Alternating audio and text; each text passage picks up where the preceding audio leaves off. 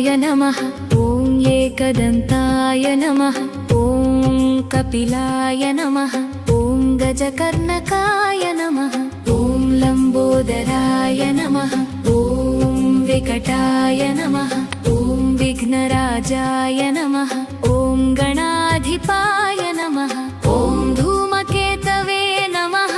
ॐ गणाध्यक्षाय नमः। ॐ भालचन्द्राय नमः। ॐ गजाननाय नमः। ॐ वक्रतुण्डाय नमः। ॐ शूर्पकर्णाय